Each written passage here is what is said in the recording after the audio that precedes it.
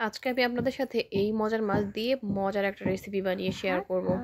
আর এই মাছটা হলো কাচকি মাছ, সবাই আপনারা জানেন।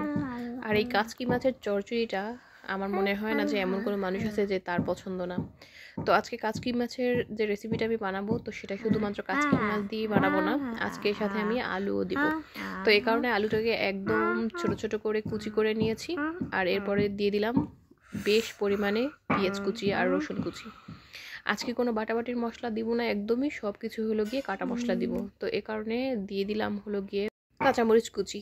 আর এরপরে হলো গিয়ে দিয়ে দিলাম আমি ওই যে কাচকি মাছটা ধুয়ে রেখে পরিষ্কার করে রেখেছিলাম, তো ওই কাচকি মাছটা দিয়ে দিলাম। আর এর আগে প্রথমে কিন্তু আমি আলু কুচিটা দিয়েই দিলাম।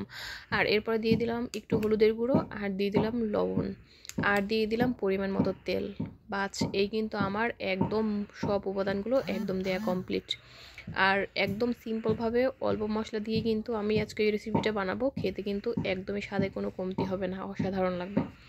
সমস্ত উপকরণ অ্যাড করে দিয়ে এরপর হলো গিয়ে হাতের সাহায্যে খুব সুন্দর করে আলতো আলতো করে এটাকে সবগুলো উপকরণ একসাথে মাখিয়ে নিব। আর দেখবো যে যাতে সবগুলো উপাদান হলো গিয়ে একসাথে মিক্স হয় খুব ভালোভাবে। আর এই মুহূর্তে কিন্তু মাখানোটাই একদম ইম্পর্টেন্ট, খেয়াল রাখতে হবে যেন কোনো মশলা দলা পাকিয়ে না থাকে। কারণ হলো গিয়ে এই মশলাটা বা এই মাছটা যখন হলো গিয়ে রান্না করা হবে তখন কিন্তু একদমই নরম থাকবে। তখন যদি বেশি লাড়াচাড়া করা হয় তখন কিন্তু একদমই এই মাছটা ভেঙে যাবে আর একদম গলে যাবে। তো এই কারণে হলো গিয়ে যত প্রকারের মাখামাখি আছে সেটা কিন্তু এই মাখামাখিতেই কমপ্লিট করে নিতে হবে। কারণ যত খুব সুন্দরভাবে প্রপারভাবে এটাকে মাখানো হবে ততই কিন্তু ভালো লাগবে। তো মাখাতে গিয়ে আমার মনে হলো যে তেলটা একটু পরিমাণে কম হয়ে গেছে, তখন আমি আর সামান্য একটু তেল অ্যাড করে দিলাম। বাস, আমার কিন্তু মাখানোটা একদম কমপ্লিট। এরপরে চুলায় বসিয়ে দিলাম, একদম হলো গিয়ে লো মিডিয়াম আছে, এটাকে খুব সুন্দরভাবে রান্না করে নেব। যখন এক পাশটা হয়ে আসবে দেন হলো গিয়ে আর এক পাশটাকে উল্টে দিব।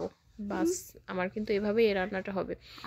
আর হ্যাঁ, এই রান্নাটা কিন্তু একদমই আমি কোনো পানি ব্যবহার করব না, কারণ পেঁয়াজটা সিদ্ধ হতে হতে যতটা পানি বের হবে আর মাছ থেকে যতটা পানি বের হবে তাতেই কিন্তু অলরেডি সিদ্ধ হয়ে যাবে। আর হ্যাঁ, সামি সোনা কিন্তু আমার সাথে ভয়েস দিতেছে। আসলে এই হয়, বাচ্চারা সাথে থাকলে হলো গিয়ে তারাও মার সাথে সাথে ভয়েস অ্যাড করে দেয়। আপনারা এটা আমার সুন্দর দৃষ্টিতে দেখবেন। যাই হোক, আপনাদের সাথে কথা বলতে বলতে কিন্তু আমার রান্নাটা একদমই হয়ে গেছে অলমোস্ট। তো এখন হলো গিয়ে আমি ধনিয়া পাতাটা অ্যাড করে দিয়ে এরপর হলো গিয়ে এটাকে নামিয়ে নেব। আর নামিয়ে নেওয়ার আগে আমি একটু উল্টে পাল্টে দেবো। নিচের পাশটা কিন্তু একদমই দেখেন খুব সুন্দরভাবে প্রপারভাবে কুকড হয়ে গেছে। আর একটু সামান্য পরিমাণে একটু আঁচ লেগে গেছে। আমার মনে হয় এভাবেই আমার খেতে ভীষণ ভালো লাগে। আর সবাই মনে হয় এভাবেই বেশি পছন্দ করবেন, কারণ আর না হয় মনে হয় যে কাঁচা কাঁচা লাগে, এরকম একটা ব্যাপার হয়। তো এভাবে একটু দেখা গেলো লেগে গেলে অনেক অসাধারণ লাগে এই রেসিপিটা। তো ধন্যবাদ সবাইকে।